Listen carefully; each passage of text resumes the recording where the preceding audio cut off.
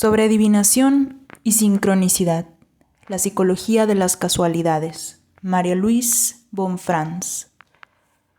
Por consiguiente, ahora hemos de profundizar en el problema de la probabilidad y preguntarnos, ¿cómo tiene lugar?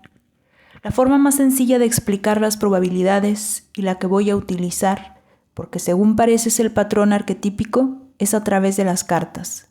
Tenemos un juego de 32 cartas y pongamos que el as de corazones es un 32avo.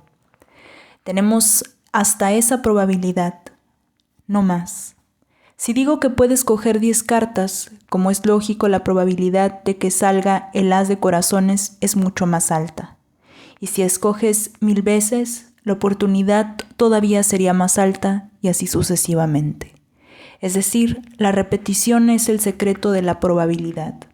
Cuanto más se repite una situación, con más exactitud se puede formular la probabilidad, hasta que al final, y eso es la formulación estadística, se alcanza un valor límite donde podemos decir que cuando tenemos n o un número infinito de dibujos, se puede establecer un límite con bastante precisión. Eso es lo que popularmente y de forma simplificada subyace al cálculo de la probabilidad. Al no ser matemática ni física, en general he tenido que confiar en material más popular. Pero el físico, cuando quiere explicar la probabilidad, siempre usa el ejemplo de los dados o las cartas. Solo deseo que tengan esto presente. Si el físico explica un teorema de Bernoulli, empieza diciendo, bueno, si tenemos tantas y tantas cartas, así es como se explica la probabilidad a un neófito. Pero, ¿por qué ese mismo ejemplo? Tiene gracia. Centrándonos ahora en el tema, lo cierto es que todas las matemáticas y el uso que se hace de ellas es en la física moderna.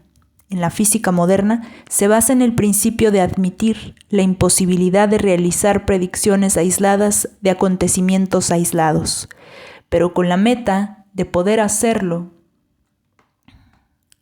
cuando se llega a miles de billones de acontecimientos, que es cuando se consigue una gran cantidad de precisión.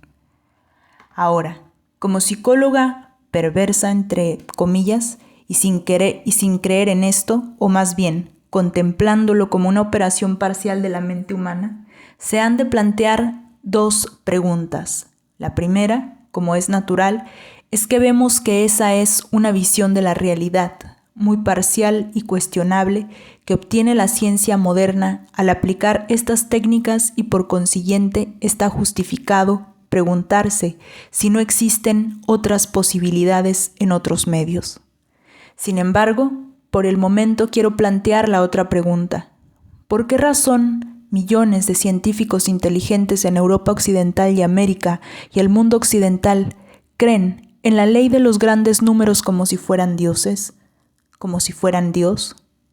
¿Por qué, en realidad, si se habla de estos problemas con los científicos de ciencias naturales modernos, ellos creen que eso es todo, que es nuestra forma de percibir la realidad y de describirla científicamente y con precisión? Existe la implicación de que aquí es donde se llega a la verdad de los factores internos y externos y de todo lo demás.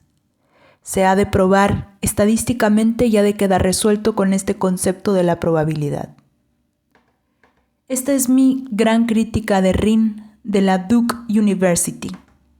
Aunque él fuera lo bastante estúpido como para creer que si quería vender fenómenos parapsicológicos al mundo científico, tenía que demostrarlos estadísticamente o con el concepto de la probabilidad. Y qué ingenuo.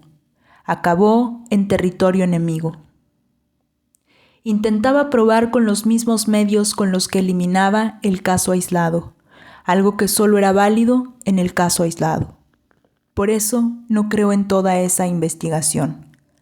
No creo en lo que están haciendo en la Duke University. Se dejaron seducir por el zeitgeist de Norteamérica y porque deseaban probar a otros científicos que su parapsicología era una ciencia real. Utilizaron una herramienta que no es apta en absoluto y es inadecuada para este fin.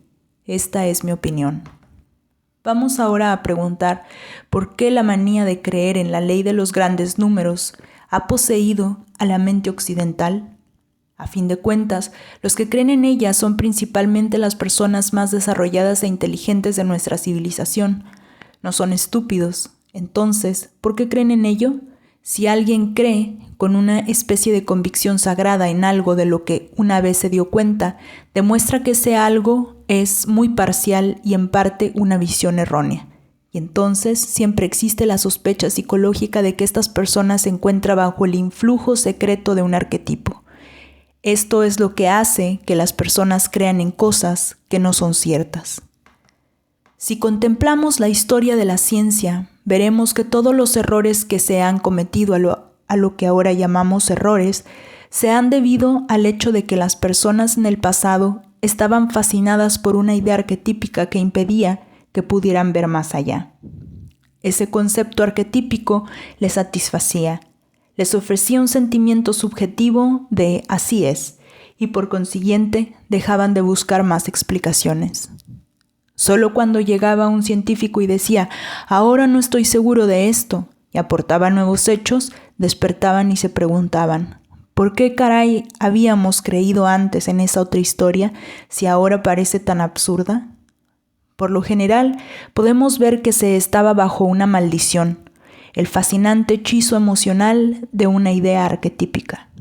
Por consiguiente, hemos de preguntar qué idea arquetípica se encuentra tras la maldición que ahora tiene presas a las mentes de nuestros científicos.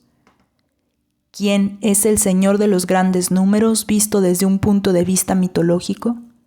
Si se estudia la historia de la religión y de la mitología comparativa, los únicos seres que fueron capaces alguna vez de manipular los grandes números fueron los dioses o la divinidad.